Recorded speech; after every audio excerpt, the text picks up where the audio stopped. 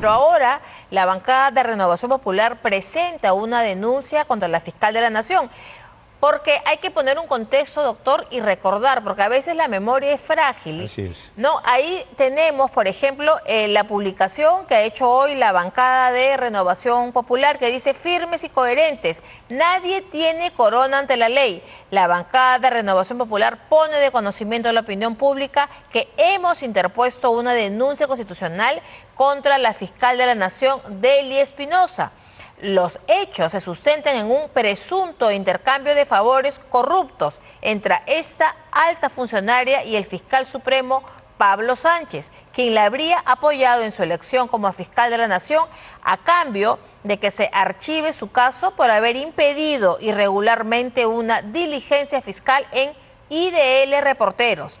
Nuestro pedido es la inhabilitación en la función pública por 10 años por infracción constitucional y una denuncia penal por los presuntos delitos de cohecho pasivo específico y encubrimiento personal para ambos fiscales. Esto es, a grandes rasgos, lo que presenta Renovación Popular.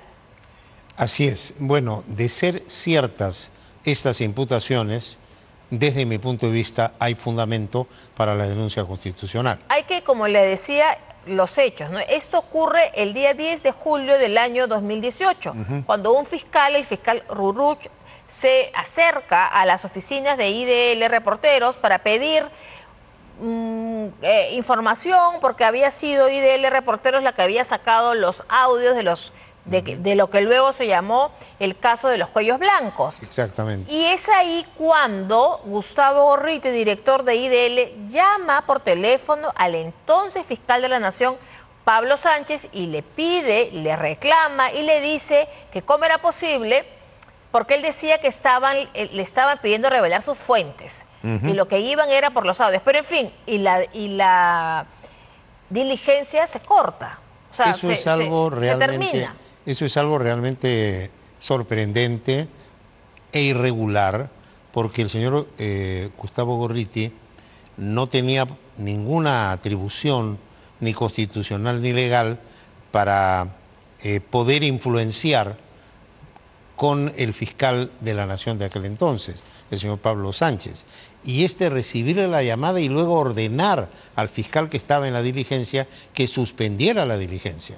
Este es un acto evidentemente irregular que debe ser investigado.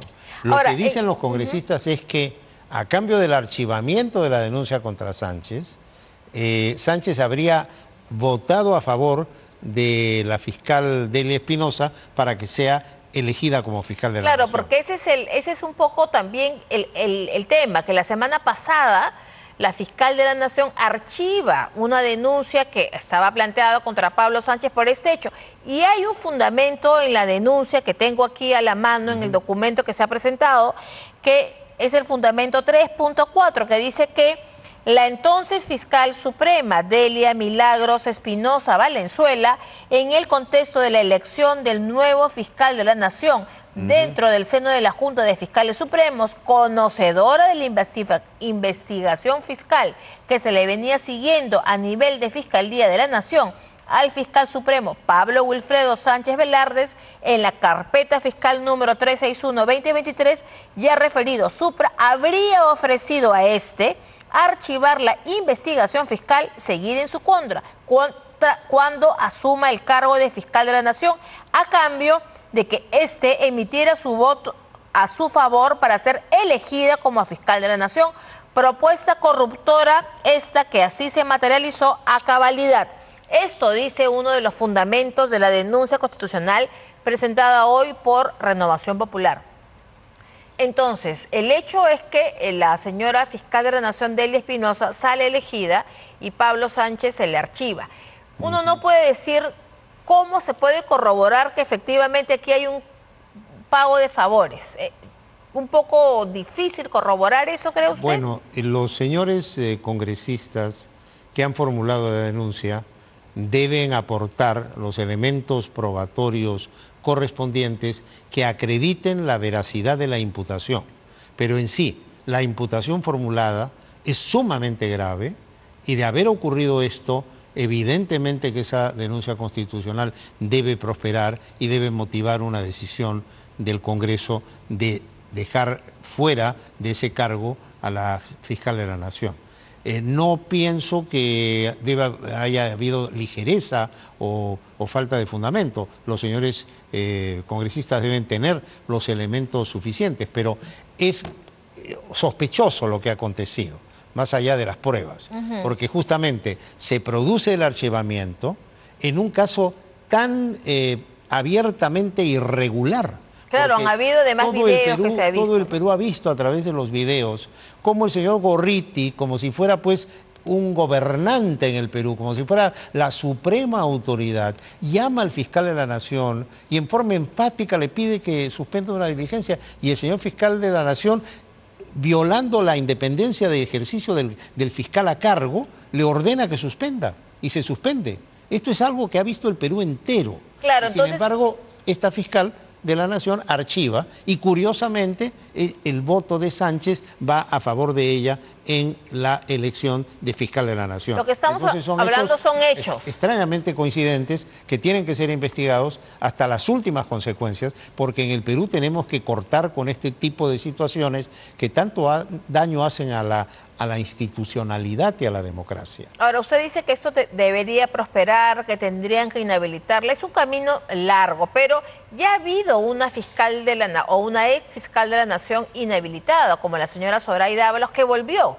Volvió por una acción del Poder Judicial. Entonces, aquí uno vuelve a preguntarse, ¿no? El Congreso puede decidir autónomamente y por votación determinadas acciones, pero luego hay otras instancias que revierten esto. Bueno, pero ya el Tribunal Constitucional, en un proceso competencial promovido precisamente por el Poder Legislativo contra el Poder Judicial, determinó que hay actos de decisión política que no están sujetos a control vía el amparo, salvo que en el trámite se haya incumplido con alguna norma de debido proceso. O sea, hayan vulnerado los derechos, se dice así es, pero en la medida en que ante su Comisión de Acusaciones Constitucionales se tramite todo en regla, se le dé a la fiscal de la Nación oportunidad de defensa, esta pueda tener su abogado, conocer los cargos, hacer sus descargos y ejercer a plenitud su defensa, luego el tema ser llevado a las instancias respectivas y terminar en el Pleno, en el supuesto de que fuera, prosperar esta denuncia, con una votación del Pleno que reúna los votos respectivos, el asunto quedaría cerrado. A la luz de la sentencia del tribunal no habría revisión. Y esperemos que el Poder Judicial porque como le digo, ya hay un precedente, ¿no? Sí, pero lo que pasa es que ha habido cierta actitud de rebeldía en algunos jueces del Poder Judicial. Pero esto tiene que cambiar. El país tiene que entrar, pues, por el camino constitucional. Todavía hay rebeldía en algunos jueces que creen que puede ir contra los mandatos del Tribunal Constitucional y esto no es saludable. Dice la señora fiscal de la Nación es que no se puede con los votos, dice ella, ir contra los fundamentos del derecho. Pero en el Congreso también, en la democracia, en este caso también primarían los votos. Por supuesto, además eso es un absurdo, porque cuando usted va al Poder Judicial, por ejemplo, o al Tribunal Constitucional y se toman decisiones, hay una mayoría que debe reunirse para tomar una decisión de tipo jurisdiccional.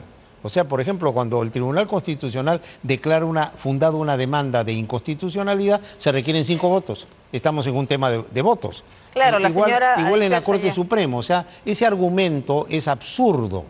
Y en el caso de decisiones políticas a cargo del Congreso de la República, una vez que se respete el debido proceso, esto queda en la decisión mayoritaria de los congresistas y si se reúnen los votos no hay nada que hacer y eso tiene que entenderlo el país. Y el Poder Judicial debe dejar de entrometerse en las decisiones del Congreso de la República como lo ha venido haciendo en forma reiterada. Bueno, veremos la suerte que corre esta nueva denuncia constitucional que ya suma la 4ª contra la fiscal de la Nación, Delia Espinosa. Ahora, ya que estamos hablando del Tribunal Constitucional, el día viernes se supo de un fallo, de una decisión del TC que declara que la Junta Nacional de Justicia no tiene competencia para procesos disciplinarios inmediatos y además repone a un juez supremo. Exacto. Claro, con cargo a que se le puede abrir un proceso disciplinario, pero no inmediato. Aquí van a haber muchos beneficiados. Entre ellos, por ejemplo, se dice que la señora Patricia Benavides. Pero primero vayamos al fondo. Este fallo del TC, que la JNJ no tiene competencia para procesos disciplinarios inmediatos, y han habido varios de esos. Entonces, ¿cómo se va a arreglar este tema? Bueno, lo primero que hay que señalar es que en el expediente 3250-2023, proceso de amparo, caso Aldo Martín Figueroa Navarro, fundamento 39, como usted bien lo señala, el tribunal ha dicho literalmente, la Junta Nacional de Justicia no tiene competencia para iniciar procedimientos disciplinarios inmediatos, puesto que ni la Constitución ni su ley orgánica lo han previsto. Es decir, el tribunal ha dicho, no hay norma constitucional ni hay norma en la ley orgánica de la Junta Nacional de Justicia que habilite un procedimiento inmediato. Ergo, el procedimiento inmediato que se estableció vía reglamentaria es inconstitucional y por lo tanto aquellos que fueron removidos en virtud de ese procedimiento va a tener que anularse lo actuado. Esto tiene efecto en este caso, en el caso de Aldo Martín Figueroa. Pero evidentemente donde existe la misma razón, existe el mismo derecho. Y si ya el tribunal deja claramente establecido que ese procedimiento inmediato no se ajusta a la Constitución y a la ley orgánica, pues los otros casos tendrán que seguir el mismo camino. Ahora, hay que ver caso por caso, porque hay casos en que han salido por procedimiento inmediato y otros que han salido además por otro tema. Entonces hay que analizar cada caso y ver cuál es el efecto, por ejemplo, en el caso de la señora Benavides. Pero la primera beneficiada de este caso inmediatamente es la actual presidenta del Poder Judicial, la señora Yanet Tello, que había sido sometida a un proceso disciplinario inmediato. Esto ya queda sin efecto. Debe, siguiendo el mismo criterio, el tribunal, si es coherente, cuando llegue el expediente ante su conocimiento, deberá hacer lo mismo que ha hecho ahora, es decir, declarar nulo y ordenar que se emita una nueva resolución, dejando sin efecto. En el caso de Yanet Tello, está en proceso o estaba un proceso disciplinario de la JNJ, entonces ya no va a llegar a otra instancia, ahí muere, porque si la JNJ no tiene competencia. La JNJ va a tener que acomodar a partir de ahora su accionar a este lineamiento establecido por el Tribunal Constitucional y dejar de aplicar este procedimiento inmediato. Por lo tanto, ese caso tendrá que paralizarse y tendrá que reformularse lo que corresponda. Ese es en el caso de Yanet Tello. En el caso de Patricia Benavides, ella tiene dos procesos. En uno fue suspendida por proceso disciplinario inmediato. Luego de 6 días la suspendieron, pero hay otro tema en el que ella fue destituida. Entonces, ahí, ¿cuál sería la interpretación del tribunal, no? Bueno, lo que ha sido objeto de decisión vía procedimiento inmediato cae dentro de los alcances de la decisión adoptada por el tribunal, es decir, no hay fundamento constitucional ni en la ley orgánica de la Junta y por lo tanto esa decisión es nula y todos los actos que derivan de ella.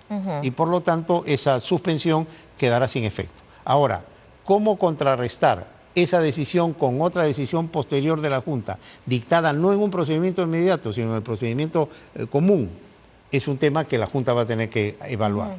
Bueno, entonces hay todavía mucho que explorar y que trabajar, porque no solamente son ellos serían las beneficiadas, también se habla de algunos jueces del llamado caso Cuellos Blancos, ¿no? Que también estarían beneficiadas, pero como usted dice, caso por caso. ¿Todos tienen que llegar al tribunal o se resuelve ante la JNJ? En la medida en que la JNJ actúe en el marco de la Constitución, no habrá necesidad de llegar al tribunal. Pero lo importante es que aquel tribunal está marcando la pauta y está corrigiendo una situación sumamente delicada y grave, que era esta habilitación que se había dado la propia Junta Nacional de Justicia para, vía este procedimiento inmediato, cometer pues actos arbitrarios de abuso y de atropello de derechos fundamentales, que es lo que el tribunal está corrigiendo. ¿Tiene alguna responsabilidad o va a tener alguna responsabilidad los miembros de la JNJ que hicieron uso de estos procesos disciplinarios inmediatos? Es decir, una persona afectada en sus derechos, que se crea afectada en sus derechos luego de esa sentencia del TC, ¿podría iniciar alguna acción contra los ex miembros de la JNJ? Yo pienso que sí, porque los miembros de la Junta Nacional de Justicia son abogados. Son abogados que están obligados a conocer la Constitución y su ley orgánica. Y fueron advertidos por las partes que accionaron en los procedimientos inmediatos que ellos iniciaron, señalando que esos procedimientos eran contrarios a la Constitución. Y sin embargo, insistieron en aplicar un reglamento inconstitucional e ilegal. Y en ese acto de insistencia hay una responsabilidad que tendrá que dilucidarse en su momento. Pero, por ejemplo, no digo que se aplique necesariamente, pero cuando usted habla del prevaricato, ¿quién comete el prevaricato? El juez o fiscal que resuelve contra el texto expreso y claro de la ley. Entonces alguien podría interpretar, no había expresamente ni en la Constitución ni en la ley orgánica una habilitación para un procedimiento inmediato sin mayor derecho de defensa que habilitara una medida disciplinaria de una naturaleza grave, como puede ser suspensión o destitución, y por lo tanto ahí ese justiciable afectado podría iniciar una denuncia y probablemente obtener éxito en la misma, ya que obviamente ha habido un accionar ajeno a la Constitución y a la ley orgánica de la Junta Nacional de Justicia que ellos debieron respetar y juraron respetar. Bueno, ahora veremos qué ocurre si alguien que se sienta afectado va a iniciar alguna acción. Muchísimas gracias, doctor Bluma. Gracias a usted. Como siempre, por su presencia al final del día.